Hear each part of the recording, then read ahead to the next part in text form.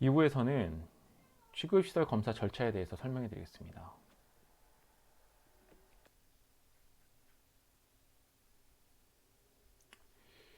취급시설 검사 절차에 대해서 2부에서는 설명해 드리겠습니다. 다음 장 보겠습니다. 저희가 취급시설 검사 절차 같은 경우는 취급시설 관리 시스템 세이프캠을 이용해서 신청하게 되어 있죠. 예전 같은 경우는 저희가 팩스나 이메일로 접수를 받았었는데 이제는 그런 접수를 받고 있지 않고요. 실제적으로는 이 세이프캠이라는 유해물질 시설 관리 시스템에서 접속하셔서 저에게 검사를 하게 되는 검사 시스템이 되어 있습니다. 검사 시스템에 대한 부분들은 저희가 유튜브에 지금 저희 한국환경공단 유튜브에도 설명되어 있지만 실제적으로 관리 시스템 셀프캠에 들어오셔서 아이디를 신청하시고 아이디를 저희에게 승인을 받으신 이후부터 됩니다. 실제적으로 사업장에서 지금 들어오는 민원 중 하나가 뭐냐면 저희가 아이디를 신청을 했는데 왜 승인을 안 해주시나요? 이런 부분에 대한 질문이 많이 있거든요. 그러면 이제 팝업 창이 뜨면서 2주 후인가 1주 후인가라고 이제 그 안에 해당되면 하는데요. 그거는 이제 신경 쓰지 마시고요. 급하게 설치 검사를 진행하는 부분이 있다고 하신다고 하면 바로 저희 쪽 공단에 연락을 하시면 이 시스템 담당자가 승인을 진행하는 부분이 있습니다. 그래서 그 부분을 바로 승인을 받으시고 검사 신청을 해주셨어야 합니다. 왕왕 민원 사례가 많이 오세요. 설치 검사 때문에 신청하셨는데 아직 승인이 되지 않았습니다.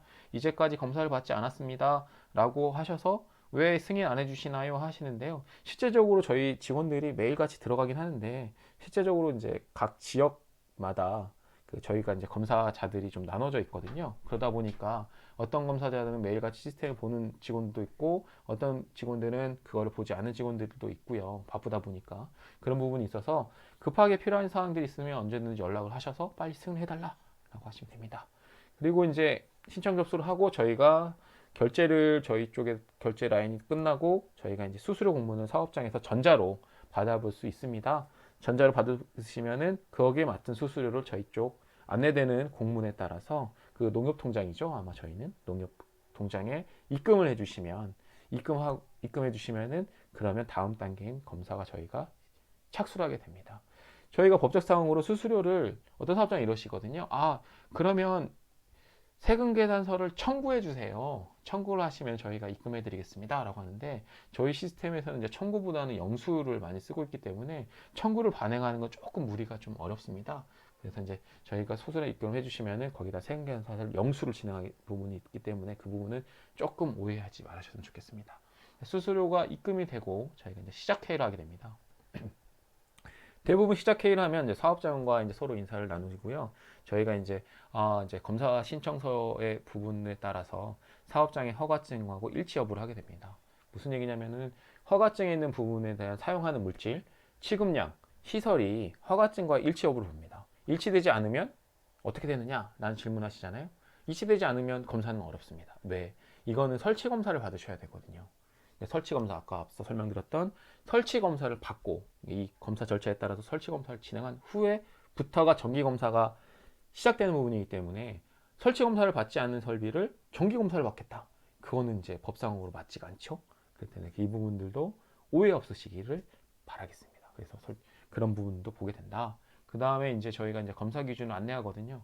선생님들은 저희가 이제 아까 말씀드렸을 벌표 5, 그 다음에 안전은 고시에 따라서 여기는 제조 사용 시설이기 때문에 이 법에 따라서 검사를 진행합니다. 라면 안내를 드리고 지금 올해부터는 2020년도부터는 저희가 최초 정기 검사를 받으셔야 되잖아요. 그죠?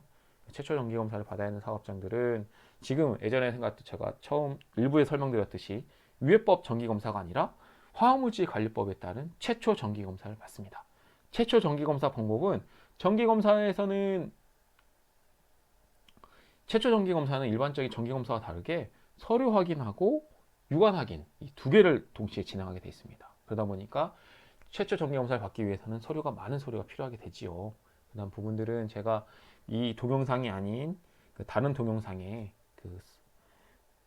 화관법 최초 정기 검사 사전 준비 목록에 대한 해설에 대한 강의가 좀 있습니다. 그 부분을 좀 참조하셔서 준비를 하시면 될 것 같습니다.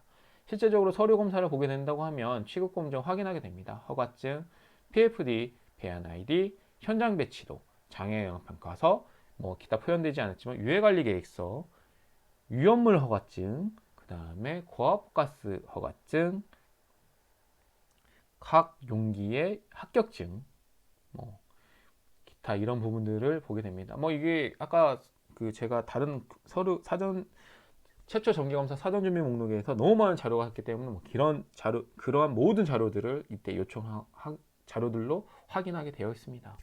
그 다음에 이제 유해물질별 특성 및 기술 자료를 검토한다. MSDS. 지금 MSDS는 많은 정보를 얘기를 하고 있죠.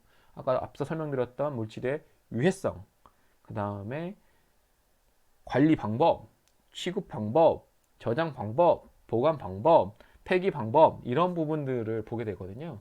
그렇기 때문에 거기에 대한 부분들이 다시 또 아까 앞서 지금 요청했던 자료 중에 뭐 대기 허가증, 폐수 허가증, 폐기물 허가증 이 세 개도 같이 포함해서 유출됐을 때 어떻게 회수되는지, 어떻게 폐기되는지 이런 부분들도 다 MSDS를 참고해서 보고 있습니다. 취급 시설 관리 상태는 자체 점검 대장, 뭐 교육 일지, 뭐 관리 대장 등을 요청하게 되는데요. 이제는 화관법으로 검사받으면서 이제 자체 점검 대장이나 교육 일지나 관리 대장 부분들은 이제 항목에서 많이 빠졌죠. 실제적으로 이제 시설 관리 상태는 좀 더 한 단계 업그레이드가 됐어요. 무슨 얘기냐면은 개장 관리, 계측기 관리, 뭐 온동기 관리, 설비들 이퀴어먼트 관리 이런 부분들까지 확대하게 되기 때문에 그런 부분들도 더 많은 부분들이 좀 더 깊숙하게 넓게 반영된다. 뭐 심지어는 뭐 인터락 관련된 자료, 뭐 비상 발전에 대한 거, 전력 관련된 거, 비상 발전기에 대한 전력 용량 계산 뭐 이런 부분들도 이제 좀 더 확대되고 있다. 그다음에 이제 검사 대상 시설 동선 및 검사 방법 선정 및 적용 측정 기기를 선정한다. 이 동선 같은 건 무슨 얘기냐면요, 사업장에 있는 계신 분들한테 그 어떤 방향으로 어떻게 뭐 갈 건지 무슨 얘기냐면 지금 이쪽 부근에는 이전 작업을 하기 때문에 출입이 어렵습니다. 뭐 이쪽 방면 갑니다. 뭐 예를 들어서 지금 이쪽에서는 뭐 취급하는 설비가 이쪽에서는 이만큼 있고요. 저쪽에서는 이만큼 있고 이런 부분들이 배치도 가지고 얘기를 하시는 게 되는 거고요. 그 다음에 이제 검사 방법에 대한 선정 및 적용 측정기 같은 경우 저희가 그 가지고 있는 것 중에는 이제 뭐 접지장 클램프, 측정하는 클램프, 뭐 소음 측정계 뭐 여러 가지가 있는데요. 거기에서 이제 필요에 따라서 측정기기를 선정하게 되고요. 그 다음에 이제 아까 설명드렸던 기타 그 설비들에 대한 성적서, 그 다음에 뭐 추후에 우수 사례 말씀드리려고 했는데 뭐 감지기에 대한 건교동 혈고서 뭐 그런 부분들까지도 이제 서류 검사할 때 다 보게 됩니다. 이제 서류 검사를 봤으면 유가 검사를 하게 되죠. 유가 검사는 현장 검사라고 할 수 있는데요. 현장 가서 이제 각 설비에 대한 그 유관 측정, 그 다음에 외관에 대한 부식 상태, 프로세스를 확인하는 점에서 이제 각각 현장에서에 대한 작동이 잘 되어 있는지, 누출되고 있는지, 훼손되고 있는지, 실제적으로 서류에 대한 내용들이 정말 반영이 되어 있는지를 현장에 나가서 확인하게 되어 있습니다. 그래서 현장 확인을 하게 됩니다. 그 다음에 현장 검사가 끝나면 이제 검사자 회의가 있는데, 이 검사자 회의라는 거는 이제 선생님 사업장하고 이제 검사를 진행함에 있어서 이런 부분들을 부적합 항목이 있더라. 이게 부적격으로 맞는 건지 다시 내부적으로 토의할 일이 있으면 같이 토의를 하게 되고요. 그 다음에 이제 각 그 작성했던 사람들이 모여서 이제 검사 결과서를 취합하게 됩니다. 그 다음에 이제 최종 회의를 하죠. 최종 회의라는 건 뭐냐면 사업장분들한테 이렇게 말씀하시죠. 이런 부분들은 부적합 사항이고요. 이런 부분들은 이제 권고를 받아야 될 사항입니다. 그래서 이제 향후에는 뭐 부적합 사항에서는 검사를 다시 한번 재검사도 받아야 되고요. 지방환경관서장한테 신고도 해야 되고요. 권고사항 같은 경우는 이런 부분들이 약간 위험성이 있지만 법적상으로 문제는 없지만 이런 부분들을 좀 해야 될 것 같습니다. 취급시설 기준 중에서 검사표에 있지 않은 이런 부분들도 준수해야 됩니다. 이런 부분들은 이제 권고하게 되는 부분들이 있습니다. 이제 마지막으로 취급시설 관리 우수 사례에 대해서 설명드리겠습니다. 이 우수 사례 같은 경우는 이제 지금은 이제 검사의 하나의 항목으로 들어왔지만 이 하나하나 지금 우수 편집 사례를 보면서 제가 이제 그 사례 중심으로 말씀드리고 또 한 가지는 기타 제가 파악하고 있는 그 설비에 대해서 중점적으로 그러니까 취급 시설물로 중점적으로 다뤄야 될 부분들을 다시 한번 체크해야 되는 시간으로 가져가기로 했습니다. 저장 보관 시설 주변 적정한 바닥면 재질 부식성 물질의 내산 페인트입니다. 보는 것과 같이 이제 저희가 그 화관 최초 정기 검사 지금 설치 기준에 따르면 취급시설 기준이라고 이제부터는 말씀을 드릴게요. 이제 뭐 화관법에 대한 그 최초 정기 검사이기 때문에 저희가 이제 내산 그러니까 부식성 물질을 취급함에 있어서 바닥면의 재질은 내산 페인트를 시공을 하든지 아니면 저희가 21메가파스칼 10cm 이상의 두께 콘크리트를 치든지 거기에 관련된 재료에 대한 증빙을 하는 부분들을 둘 중에 하나를 선택하게 되어 있습니다. 그래서 이 부분에 대해서 이제 저희가 불시성 물질을 견딜 수 있다 라는 부분들을 이렇게 증빙을 하게 되어 있거든요. 그래서 지금 이제 대표적으로 좋은 애는 뭐냐면 이쪽은 보관시설에 내산 페인트를 칠했고요. 이런 부분에 대해서 이제 누출이 되더라도 회사할 수 있다 라는 부분들이 있습니다. 그래서 이런 부분들을 보고 있고요. 지금 이 사진에서 보면은 지금 저희가 그 나온 사진대로 기준을 말씀드릴게요. 요거 같은 예를 들어 이 안에 그 물리적 위험성 물질, 그러니까 인화성, 자연반화성 이런 물질을 쓴다고 한다고 하면 뇌화 규정을 따르게 돼 있죠, 그죠? 뇌화 규정을 따르게 돼 있으면 여기에 있는 셔터, 이 셔터도 방화 셔터를 하셔야 돼요. 방화 셔터. 안에 보시면 요거 설비를 계속 사진을 보면은 요거는 이제 방폭 설비죠. 이제 방폭 계산에 따라서 뭐 0종이냐 1종이냐 2종에 따라서 뭐 거기에 적합한 뭐 대상 설비에 대한 부분들을 재료들을 선정하셨을 것이고 이 사진을 보면은 나와 있는 게 이제 소화기죠. 소화기는 소화 활동이 필요한 부분들은 소화기를 비치하게 되어 있습니다. 그래서 지금 이렇게 되어 있고 지금 이렇게 보이는 것들은 이제 저희가 이제 집수 설비라고 하죠. 실제적으로 유독물이 누출됐을 때 바깥으로 외부로 나가지 못하게 여기에 있는 트렌치를 따라서 요 안으로 집수할 수 있는 부분들이 있습니다.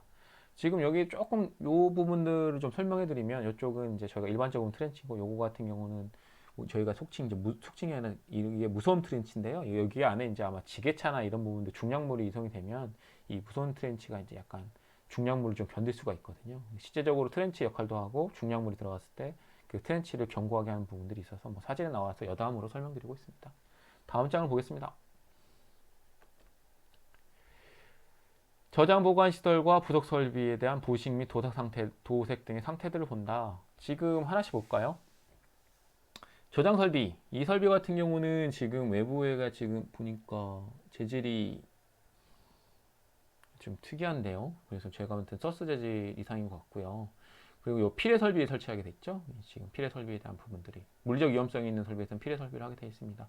자연적 구성 보재로 구성할 수 있습니다. 자연적 구성 보재는 뭐 KS 균형에 따라서 그 일정 두께 이상에 대한 저장 시설에 대해서는 피레 설비를 면제하게 되어 있거든요. 이런 부분들을 볼 수 있고 여기 같은 이제 난간에 있는 방호 설비들이 있지요. 그다음에 두 번째 보겠습니다. 지금 배관 같은 경우는 지금 양쪽에 보면 저장 시설이 있고 양쪽에 이제 공정으로 나가는 배관들이 있는 것 같습니다. 여기 같은 경우는 접합 부위에 대한 부분들 여기 밸브류가 있죠. 이 밸브류에 대해서 누출 여부도 확인하게 되어 있고요. 실제적으로 여기 있는 보온재에 대한 부분들이 훼손되어 있지 않느냐. 또 한 가지는 이제 여기는 이제 단순 보온만 되어 있는데 예를 들어서 이제 일렉트릭 트레싱 전기로 해서 이제 그 저희가 이제 일정한 온도를 유지해야 된다고 하신다고 하면 거기에 대한 안정성, 여기에 있는 보온재의 성적서 이런 부분들을 요청하게 됩니다. 실제적으로 여기 보는 거는 제가 봤을 때 이거 온도계인 것 같습니다. 그거는 이제 저장시설 같은 경우는 저장하는 물질에 따라서 온도계를 측정이 되어 있죠. 실제적으로 밖에 보온재를 시공했다, 인슐레이션을 했다고 하면은 온도계는 따라와 있는데요. 이 온도계에 대한 정상 작동 여부도 저희가 검사 시에 확인하게 되어 있습니다. 요거 같은 경우 실내에 있는 저장 시설인 것 같습니다. 저기 이거 같은 경우 지금 FRP 재질인 것 같습니다. FRP 재질에 도색을 했죠. 지금 이제 저장 시설이 나온 김에 지금 저희가 이제 저장 시설에 대한 강도 계산서를 보게 되어 있습니다. 저장 시설의 강도 계산서. 또 한 가지는 여기에 보이는 것처럼 기초 계산서. 이런 부분, 5루베 이상인 저장 시설에 대해서는 이런 부분들도 검사 시에 제출을 하게 되어 있습니다. 뭐 실내 저장 시설 본 김에 저기 조명이 나와 있잖아요. 그렇죠? 조명 부분들은 조명시설 근처에서 여기 밸브류들이 이렇게 묶여 있고 계기들이 있는데 여기에 대한 조명도가 75룩스 이상 확인해야 되는 것이고 이 사업장 같은 경우는 환기 같은 경우는 이제 강제 급기를 하는 것 같습니다. 강제 급기와 배기를 하는 것 같습니다. 보면은 여기에 있는 하박 시스템이 구성이 되어 있는데요. 하박 시스템에 따라서 환기량을 주든지 아니면 들어가는지 해서 요 안에 실내에 대한 환기량도 저희 검사 기준에 있다라고 생각하시면 됩니다. 그래서 지금 저희가 우수 사례 보면서 나와 있는 법적 기준도 같이 설명드린다는 부분들 그렇게 이해해 주시면 될 것 같습니다. 그리고 여기는 마지막으로 보면은 저희가 별표에 대한 표지판이죠. 표지판을 부착했다. 안에도 지금 보면은 이 사업장은 이제 안에 아마 취급하는 물질이 불성 물질인가 봐요. 그러다 보니까 이렇게 에폭시 도장을 해서 부식 방지를 진행하셨던 부분으로 파악이 됩니다. 다음 장 진행하겠습니다. 유해물질 누출 시 외부 유출 및 지하 침투 방지에 대한 누출 차단 시설 설치 및 용량 적정성 있죠. 방류벽, 배수시설, 집수시설, 유출 방지턱 등이 있습니다. 지금 이제 잘 아시겠지만 이거는 방류벽이라고 하죠. 그죠? 방류벽 상태를 보고 지은 지 얼마 안 됐나 봐요. 이 사진에서 지금 보면 이제 방류벽 있죠. 방류벽에서 여기가 1.5m 이격거리가 되고 요거의 방류벽의 높이는 50cm 이상. 여기 같은 경우는 이 저장 시설 내에 지금 저장 시설이 다 유독물이라는 걸 가정했을 때는 1, 2, 3. 이 세 개 중에 최고 큰 저장 시설이 예설의 110%의 용량을 확보하게 되어 있죠. 그 다음에 방류벽 이하에 있는 최적 부분들, 이 높이에는 이것들은 다 제외되는 부분입니다.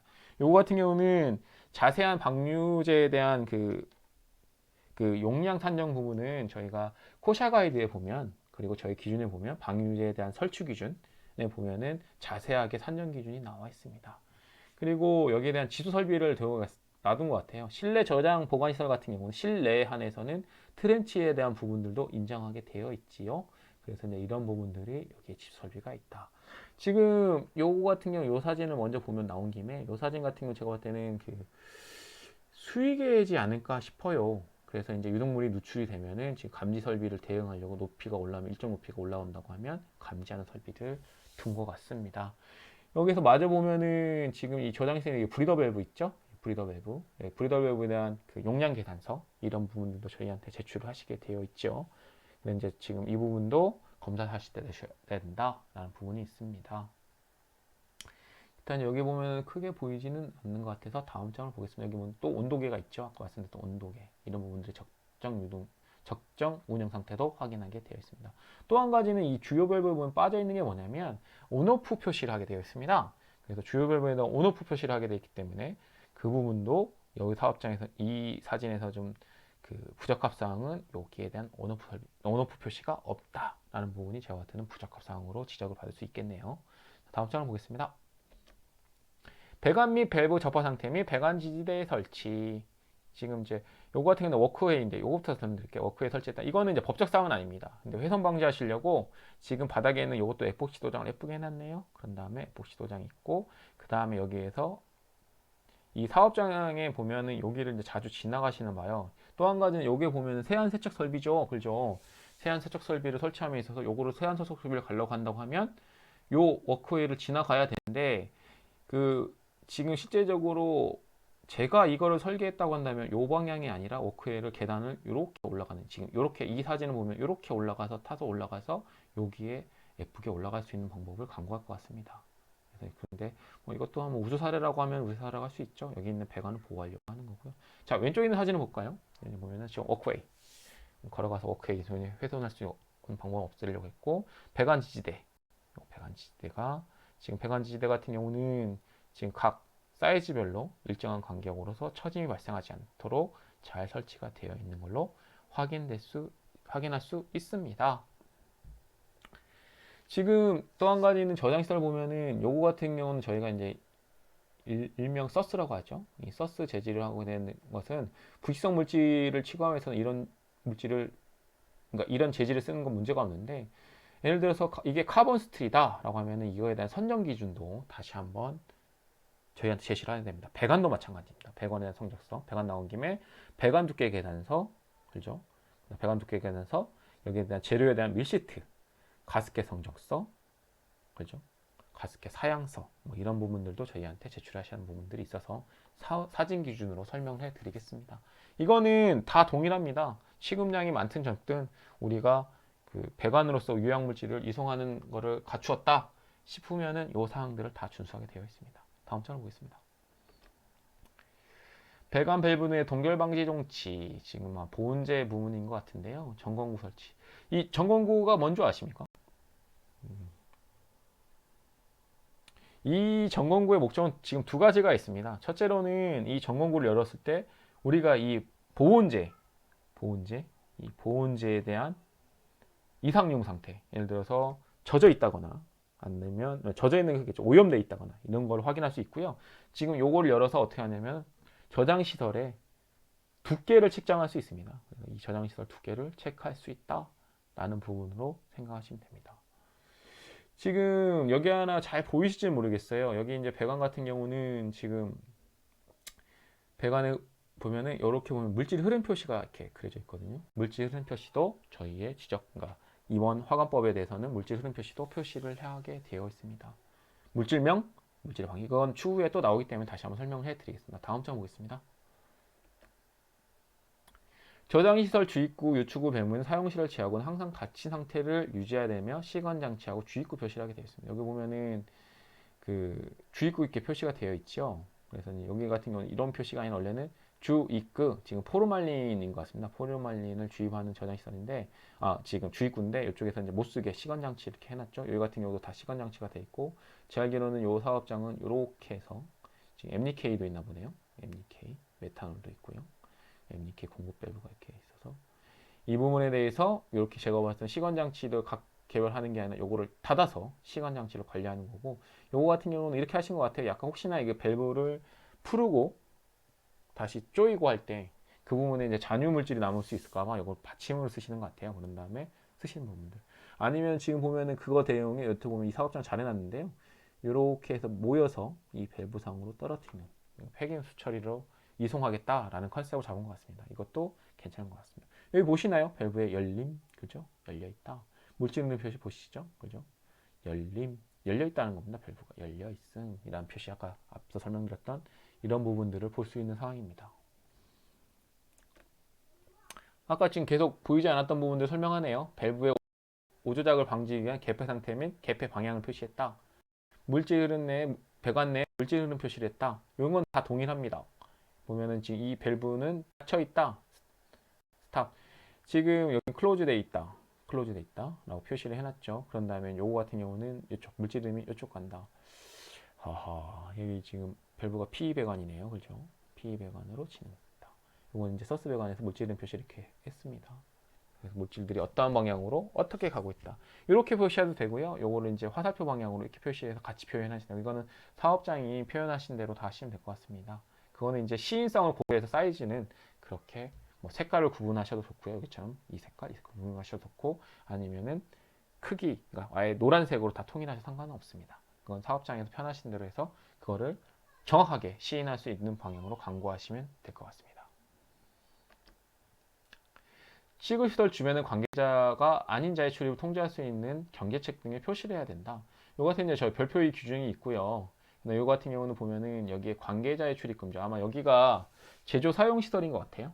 창고라고 되어 있는데 실제적으로 창고에는 별표 위에 표지판을 쓰게 되어 있습니다. 여기에 지금 예전 사진을 제가 쓰다 보니 구하지를 못해서 별표 위에 표지판이 붙이면 관계자의 출입지 금지 표지판은 의미가 없죠. 하지만은 제조 사용 시설은 별표 위에 표지판이 또 쓸 수 있지만 관계자의 출입 금지라는 부분으로 표시하게 되어 있습니다. 실제적으로 이 저장 시설 같은 경우는 지금 외부에 출hiện 경계책이 설치가 되어 있습니다. 실제적으로 이거는 경계책은 시설 우리 공장동이 경계책이 있으면 따로 이렇게 구성할 필요는 없습니다. 다시 한번 이 사진을 계속 한번 볼까요? 보면은 지금 유해물질 안전수칙, 우수 사례네요. 뭐냐면 질산을 어떻게 취급하느냐, 질산에 대한 MSDS, 지금 이제 유해형 유독물에서 이거 국법인데요. 근데 유해법상에 있는데 별표 위에 따른 표지판까지 해서 잘 예쁘게 되어 있는 상태로 확인할 수 있습니다. 시건 장치가 있고, 아마 이거는 지금 개인 보호가 있고요. 지금 위험물을 보관하는 것 같아요. 어떤 취급물질인지 모르겠는데 위험물이다 보니까 앞에 소화기도 잘 비치가 되어 있습니다. 소화기 같은 경우는 매달 점검을 하셔서 뭐 매달이 됐든 뭐 법적으로 해서 주기에 따라서 내부 규정에 따라서 소화기를 주기적으로 점검하셔서 정상 확인을 체크를 꼭 해 보십시오. 그다음에 개인 보호 같은 경우는 우리가 이 개인 보호 같은 또 뒤에 한번 설명해 드리겠습니다. 그래서 이 개인 보호를 어떻게 해야 될지. 자, 다음 장 보겠습니다. 실내 보관하고 있는 것 같아요. 보관하면서 유해학 물질을 보면은 이쪽에는 보면은 유독 물질, 여기 불산 이렇게 써져 있고요. 이쪽에 또 다른 물질을 보관하면서 이제 구분으로서 구획선으로서 이렇게 보관한 부분들을 아마 농도에 따라서 좀 보관하신 것 같아요. 이게 자세히 보니까 49%, 뭐 56% 이렇게 해서 물질을 구분해서 쓰시는 것 같습니다. 실제적으로 이제 유독물에 조심해야 될 게 뭐냐면 그러니까 보관하실 때 요 두 개의 물질의 반응성이 있으면 이렇게 놔두면 안 돼요. 반응성이 있다고 하면 요거는 여기 가는 게 아니고 저 멀리 보내야 됩니다. 저 멀리. 그래서 이거 같이 반응성이 있는데 우리는 잘 뭐 구획선으로 잘 구했다 이런 부분들은 조금 어렵다 이렇게 부적합 사항이 나올 수 있기 때문에 이거는 멀리 보내야 되고 여기 같은 경우는 아예 지금 방류벽을 칸막이를 쳐버렸죠, 그죠?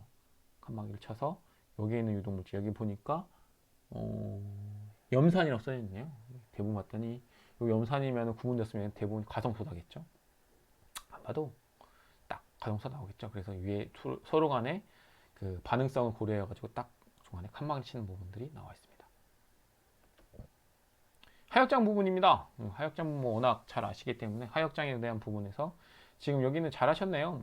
여기에는 주입구 표시까지 하셨고 여기는 트렌치.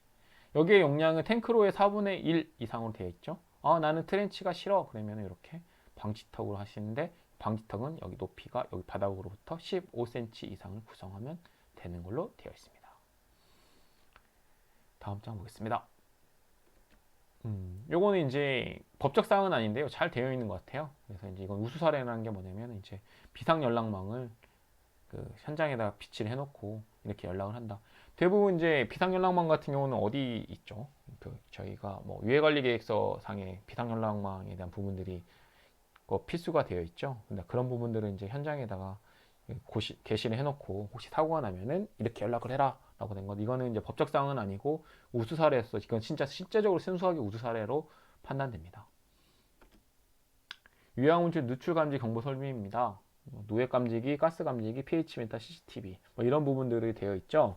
실내 제조 사용 시설은 지금 설비군 둘레 10m당 하나씩.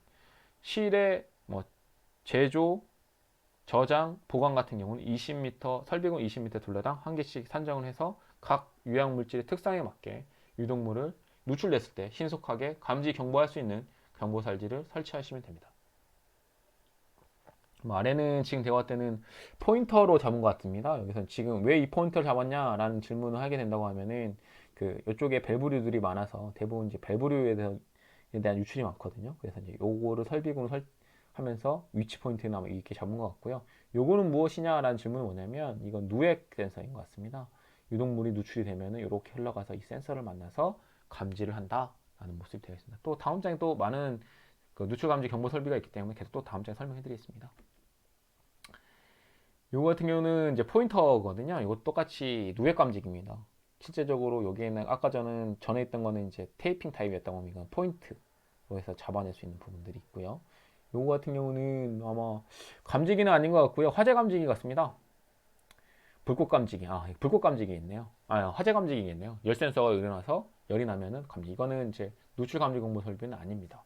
제가 봤을 때 이런 감지기는 본 적이 없고요. 아마 이게 가스 감지기라고 한다고 하면 말이 될 것 같고요. 이런 모양 갖고 있는 가스 감지기들보다는 아마 그러니까 화재 감지기가 대한 여론 센서 부분들이 있어서 이거는 이제 우수 사례 감지기로서는 해당이 될 수가 없습니다. 이거는 아까 말씀드렸던 포인터. 이 사진은 좀 확대한 것 같습니다. 포인터 부분이 있었고 이런 부분들을 누액 감지기 부분을 보여드리고 있습니다. 실제적으로 여기 가스 감지기죠. 가스 감지기 디텍터. 가스 감지기 보면 여기에서 어떤 건 디스플레이가 되는 거, 디스플레이가 안 되는 거. 아마 이거는 지금 pH 미터인 것 같습니다. pH 미터에서 작동이 되면 경광등으로서 소리를 보여주는 부분들이 pH 미터의 사례로 보여주고 있습니다.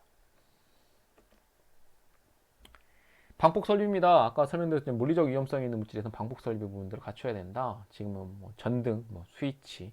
요거 같은 경우는 이제 정전기 제거 설비입니다. 정전기 제거 설비.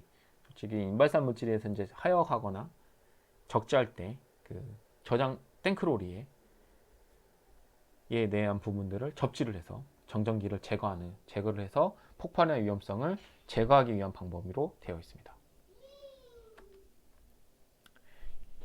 이거는 법하고 상관없고요. 아마 방호 설비 관련된 추락 방지망을 설명하기 위한 사진인 것 같습니다. 이거는 뭐 모든 사업장이 다 되어 있는 부분이라서 이 난간대 부분들, 그러니까 특히 이제 이 난간대 부분들 같은 색깔을 갖고 있고요.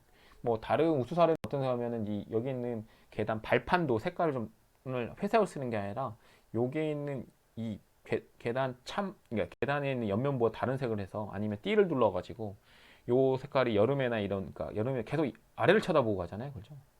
그러면 이제 아래 쳐다보면 미끄러질 수, 그러니까 사람이 똑같은 거 계속 밟다 보면 헛디딜 수가 있어서 그런 부분들이 있고요. 요거는 아마 그 사다리에 지금 방어 설비인데 요건 조금 제가 봤을 때는 아쉬웠던 부분은 뭐냐면 요게 이제 쭉 올라가다가 계단 참을 다시 해서 역으로 이렇게 이 방향으로 잠깐 쉬었다 갈 수 있는 방법까지 있으면 좋겠는데 쳐다봤을 때 이 밴드가 하나 둘셋넷 다섯 여섯 일곱 여덟 아홉 10m 높이거든요. 이게 한 번에 올라가기엔 사람은 정말 무리가 있습니다. 그래서 좀 위험한데 그런 부분들이 조금 아쉬웠던 부분인데 이건 아마 법적 사항은 아니고 이제 그 방어 설비 추락 방지하는 방어 설비 있다는 부분을 보여주기 위한 사진인 것 같습니다. 세안 세척 설비입니다. 그렇죠? 불성 물질 취급하면 빨리 얼굴을 씻고 세척을 해야죠. 이게 세안 장치, 세안 세척 설비입니다. 세안, 세수라 세척 위에서 쏟아지는 세안 세척 설비의 표시입니다. 이것도 안에 이 부스 안에서 여기 잘 돼 있는 것 같습니다. 여기는 제가 봤을 때는 그 화학물질인데 공정동인 것 같아요. 제가 봤을 때는 전자기기를 취급하는 사업장 같은데 이런 거 같은 경우는 유독물질이 바깥으로 못 나오게 여기는 여기서 씻어버리면 바깥으로 막 튀겠죠. 그러니까 이 부스 안에서 그러니까 쏟아지내면 이렇게 바지로 해서 유출을 바깥으로 빼는 컨셉인 것 같습니다. 다음 장 보겠습니다. 이게 개인 보호구 아까 나왔네요. 제가 아까 설명드렸던 개인 보호구. 방제도구함. 지금 보면은 지금 여기에 있는 건 중화제드, 그 다음에 흡착포들, 내산장어가 있습니다. 그리고 양압식 공기호흡기, 삽, 그렇죠? 그 다음에 산소캔도 있고요. 뭐 보호의도 있고요. 뭐 장갑도 있을 건데 이 안에 장갑도 있을 것 같아요. 이 개인 보호구는 예전에는 뭐 두 세트 얘기했는데요. 실제적으로 장애형 평가서에서 제시했던 수량을 그대로 비치하시면 됩니다. 방제 자재나 방제 장비나 이것들의 숫자들은 다 장애형 평가서의 사업장에서 제출했던 숫자를 맞춰놔야 된다 라는 부분들을 이해하시면 될 것 같습니다. 지금 내사한복 내에는 저희가 이제 사고대명 물질에 대해 한해서 개인 보호구가 정해져 있잖아요. 그래서 개인 보호구는 사고대명 물질에 한해서만 그 필수적으로 그걸 참고하시면 되고 나머지는 그러면 사고대명 물질 아닌 거는 어떻게 해야 되느냐 라는 질문하시는데 그 부분에 대해서는 MSD에서 참조하시고 그 개인 보호구를 맞추시면 될 것 같습니다. 계속 연속적으로 보면 이제 방제 아픔이죠. 모래 좋습니다. 모래 항상 모래. 염산의 5% 가성소. 여기 봤을 때는 제가 봤을 때는 중화제로 쓰는 것 같아요. 조금 아쉬운 게 뭐냐면 이 중화제가 5%짜리죠. 수산나트륨이 5% 이상 고투이동물이잖아요. 그렇죠? 그래서 이제 아마 여기 사업장은 이 반대로 쓰려고 한 것 같아요. 그러니까 가성소다가 누출되면은 염산으로 중화하고 염산이 누출되면은 가성소다로 중화하려고 하는데 이 양은 아마 되게 적을 거예요. 제가 볼 때는 저장시설을 보관하는데 양은 이 정도 갖고 중화가 되는지는 잘 모르겠습니다만 이렇게 지금 이루어져 있습니다. 실제적으로 제가 봤을 때 제일 좋아하는 케이스는 이 모래함입니다. 모래가 쓰임이 되게 많습니다. 흡착도 잘하고요. 불이 났을 때 소화도 잘 됩니다. 그렇기 때문에 방제 약품으로는 제가 봤을 때는 염산 가성소다보다는 모래의 방제함에 들어있는 방제사 모래함, 일명 모래들이 더 많은 요소를 하고 있습니다. 여기 같은 경우는 조금 특이한 거보다 잘 돼 있다는 건 뭐냐면 여기 비상 발전기가 하나 들어가 있죠. 그렇죠? 리터하고 비상 펌프. 그렇죠? 왜냐면 누출했을 때 빨리 이송하려고 그런 부분들을 갖춰 놓으신 것 같아요. 여기 같은 경우는 이제 블로어로 해서 공기까지도 지금 하려는 거고 여기에 대한 설비들은 되게 지금 방지함이 깔끔하기도 하고 양도 많이 있습니다. 조심해야 될 거는 지금 요거 같아요. 여기 개인 보호구에 대해서 필터를 부착을 하시고 몇 개월간 보관하시냐라고 하면은 대부분 사업장이 6개월입니다. 6개월. 대부분 사업장이나 대형 사업장 6개월이신데 어떤 사업장들은 1년 이렇게 하시는데 그거는 이제 사업자에 판단하시긴 하는데 이게 노출이 되면 필터가 공기를 만나게 되면은 그 성능을 발휘하지 못합니다. 그래서 내부적으로 판단하셔서 그 주기적으로 교체하는 부분으로 광고해 주셨으면 감사드리겠습니다. 이건 이제 우수 사례인 것 같습니다. 지금 이제 비상방지 커튼이라고 하는데 이거 저희가 비상방지 쉴드라고 하는데요. 이쪽에 아마 그 다이아그램 펌프가 쫙 되어 있죠. 그래서 여기서 혹시나 유출됐을 때 여기에 사람들이 누출될까봐 아마 이 비상방지 쉴드를 쳐서 그 안전성 확보하려고 이렇게 하신 것 같아요. 이거는 잘한 사례인 것 같습니다. 모 사업장 같은 경우는 이제 염산 부분들에서 이런 설비들을 많이 하거든요. 그래서 이렇게 해서 노출되는 부분들이 지나가는 사람들에게 실제로 튀지 않게, 그러니까 피해를 보지 않게 하는 부분이고, 뭐 소독해 살포기 같은 경우는 이제 중화제를 해서 요 기계에 이제 소독해를 넣으면 얘가 쫙 자동으로 꼭 그 씨를 뿌려주듯이 이제 소독해 살포를 하게 되거든요. 그래서 이제 이런 부분들도 갖췄다고 해서 이제 우수 사례로 나온 것 같습니다. 이것도 우수 사례입니다. 지금 이제 그 아내가 제가 봤을 때는 이제 위험물을 보관하는 것 같은데, 그러니까 저희 위험물 겸 유독물을 보관하는 것 같은데, 화재가 났을 때 이제 포소화전을 어떻게 작동하는지를 보여주기 위해서 이제 설명서를 이렇게 쫙 갖춰놓은 것 같습니다. 이렇게. 그래서 이렇게 해라. 잘 되어 있는 상황인 것 같습니다. 이 같은 경우는 이제 유독물이 하약하거나 적시할 때 절차를 좀 많이 잘 설명해 놓은 것 같습니다. 이 사업장은 참 우수한 사업장인 것 같습니다. 이런 부분들도 좀 사진에 따라서 잘 안내를 하고 있어서 이런 부분도 우수 사례입니다. 이거 하나씩 만들어 놓으면 좋죠. 이거 왜냐면 이제 실제적으로 로딩 대형 사업장한테는 전문적으로 이걸 그 주입하시는 분들이 따로 있는데, 대부분 이제 중소기업 사업장들은 이제 사업장에서 하실 때도 있고, 아니면은 그 운전하시는 분들, 운전원들이 하시는 분들, 비전문가들이 하시는 분들이 있으신데, 뭐 전문가는 표현은 그렇지만 우리 사업장에 대한 잘 모르시는 분이 있는데, 그런 부분들에 대해서 혹시나 발생될 수 있는 사고를 예방하기 위해서 표지판을 이렇게 만들어준 사례입니다. 잘 되어 있는 것 같습니다. 이거 같은 경우는 이제 경기책에 중화시의 경고 문구를 게시해놨습니다. 모래 또는 소독기로 사용해라. 물은 절대 안 된다. 왜? 물과 반응성이 있죠. 그렇기 때문에 안 된다라고 해서 이제 이런 부분들 주의 사항들을 말씀드렸고, 방호 설비들을 이제 설치해 놓은 것 같습니다. 여기 누출됐을 때 튀는 걸 방지하고, 이거 같은 경우는 그 손이나 손가락이 들어갔을 때 펜벨트가 들어있는 것 같은데요. 혹시나 이제 이거 블로어 같습니다. 블로어에 펜벨트에서 손가락 부분이 끼임 현상이 발생할 수 있을까봐 이런 걸 예방하기 위해서 방호 설비를 해놓은 것 같습니다. 이런 것들은 이제 법적 사항보다는 이제 안전을 위한 설비이기 때문에 참고하셔서 사업장에서 적용할 수 있다고 하신다고 하면 적용하실 수 있으면 좋겠습니다. 지금 1부와 2부로 정해서 지금 각각 한 40분 가까이 해서 지금 진행을 됐거든요. 혹시나 지금 이 교육에 대해서는 아까 처음에 교육이 시작할 때도 화관법이 이런 느낌, 개론적인 부분들을 검사까지 확대하면서 각각의 검사에 대한 절차, 영업허가에 대한 준수사항들을 쭉 하고 마지막에 우수 사례를 안내하는 부분이기 때문에 깊이 있게 더 보실 수 있는 부분들은 다시 한번 법적 사항들, 아까 설명드렸던 법적 사항들을 찾아보시고 좀 더 자세하게 법적 준수할 수 있게 스터디가 좀 필요하다고 봅니다. 긴 시간 동안 교육 들어주시라고 감사드리고요. 혹시나 질문사항이 언제든 있으신다고 하신다고 하면은 저희 회사에 전화를 주시면 저희가 친절하게 안내해 드리겠습니다. 네, 2시간 동안 고생하셨습니다. 감사합니다.